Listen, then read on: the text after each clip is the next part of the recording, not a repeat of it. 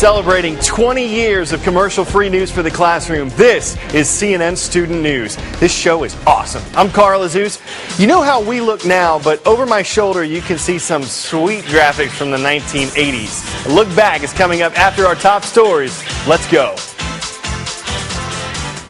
Okay, first up, a new charge against Najibullah Zazi, one of the suspects arrested in connection with a terrorism investigation. He has been indicted on a charge of conspiracy to use weapons of mass destruction. Zazi was arrested last weekend. This is all part of a Justice Department investigation into an alleged plot to set off explosives in the U.S. At a hearing yesterday, another suspect, Ahmad Afzali, who was arrested on charges of lying to authorities, was released on bail of $1.5 million, but his travel is being restricted. Meanwhile, the United Nations Security Council is looking to stop the spread of nuclear weapons. All 15 countries who are members of the group voted for a resolution that would tighten control on nuclear materials. The measure also supports the peaceful use of nuclear energy. The presidency of the Security Council rotates between the member nations, and this month the U.S. has it, which is why President Obama ran yesterday's meeting. After the UN summit, he and other world leaders headed to Pittsburgh, Pennsylvania for a gathering of the G20. That's a group of the world's leading economic powers, but they're not the only ones in town. Protesters have flocked to the city to take part in demonstrations. Yesterday, an unauthorized march turned violent as protesters clashed with police officers. As for the G20, the global economy has improved since the last time it got together. But as Ed Henry reports, there's still a lot of work to do. When these 20 leaders last met, it was spring in London, and the global recession was still catching fire.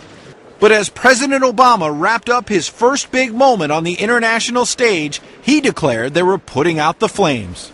We finished a very productive summit that will be, I believe, a turning point in our pursuit of global economic recovery. 5 months later, there are signs the recession is coming to a close. But unemployment is still sky high, helping to fuel protesters already waiting for the leaders in Pittsburgh.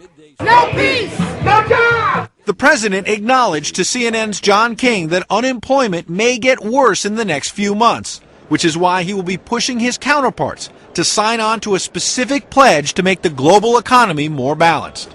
We can't go back to the era where the Chinese or the Germans or other countries just are selling everything to us. We're taking out a bunch of credit card debt or home equity loans, but we're not selling anything to them. But getting the Chinese to sign on will be difficult, especially after Mr. Obama slapped a tariff on Chinese tires, which raised questions about whether leaders are reneging on free trade promises they made in London. So is the United States going to be standing up and stopping the slippage, or is it going to be further pushing the world downward towards trade conflicts and possibly a downward spiral of new types of protectionism? Another potential dispute, European leaders continue to push hard for a crackdown on bonuses paid to bankers. And while Mr. Obama last week reiterated his call for broader reform of Wall Street, his hand has been weakened by inaction in Washington. The U.S. is really handicapped by the fact that its own reforms haven't gotten out of Congress. So while they can talk about these broad reforms, until the United States has really acted, it's hard for them to really set the course. Catching you up on a couple other headlines, starting with the recovery process in Georgia following this week's deadly flooding. President Obama has issued a federal disaster declaration for 4 counties in the state. That'll free up money and aid to help with the relief efforts. Requests for federal aid in other counties are being reviewed. And Governor of Massachusetts has picked Paul Kirk, whom you see right here, to fill the U.S. Senate seat left empty by the death of Senator Ted Kennedy.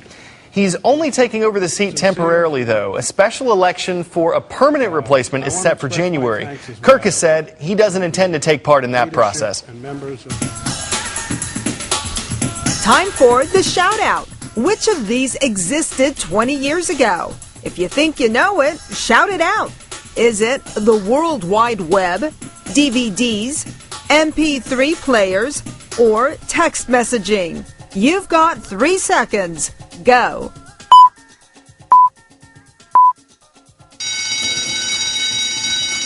Trick question. None of these existed 20 years ago. That's your answer, and that's your shout out. You know what did? this show. CNN Student News is celebrating its 20th anniversary today. The name has changed. The goal is the same, to bring you the world's top stories. Here's a look back at some of the biggest headlines from the past 2 decades. Mr. Gorbachev, tear down this wall. Walking strongly, step by step, further into freedom. And as president, I can report to the nation, aggression is defeated, the war is over.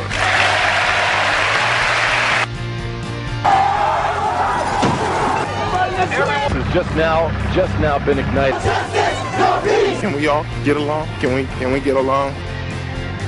The building rattled, the whole thing shook. So we thought it was a massive bomb. We had to really be there for each other. Nobody was there to tell us what to do. Rwanda's soldiers are mainly Hutu, the Rwandan Patriotic Front. The United States will not cease its efforts until the dying stops and the refugees have returned. What a horrific scene. And so with this service today, we stand together to say, let the healing begin. The only other Democratic presidents to win 2 consecutive terms this century are Woodrow Wilson and Franklin Roosevelt. Bill Clinton's re-election puts the president in some very exclusive company. The world's first clone of an adult animal. Never before has one sheep been cloned from the single cell of another fully grown animal. I want the American people to know today that I am still committed to do what's best for our country. William Jefferson Clinton is impeached for high crimes and misdemeanors. Once again, school becomes a place not of learning, but of violence.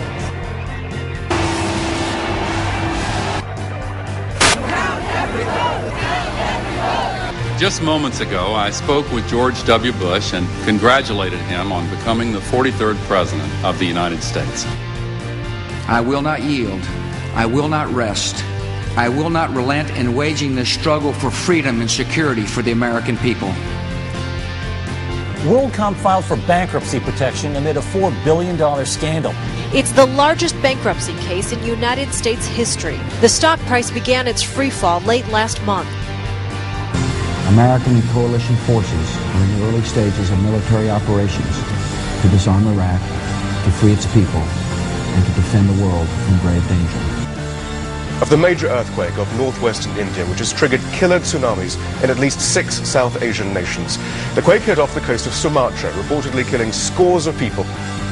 This is not a test. This is the real deal. There is a major hurricane that is in the Gulf of Mexico. We are facing a storm that most of us have feared. I'm not going to forget what I've seen.